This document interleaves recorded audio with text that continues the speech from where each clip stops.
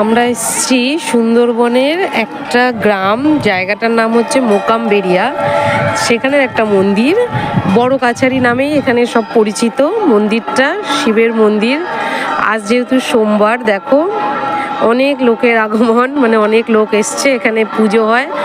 চলো মন্দিরটার ভেতরে যাব। আর এই যে এখানে মানসিক পুজো থাকে, আর এই যে পুজো করতে নিয়ে এসছে, দেখো এই যে মন্দিরটা দেখো। রোদ, আমি তাকাতে পারছি না ভালো করে। মন্দিরটায় ঢুকি ভেতরে।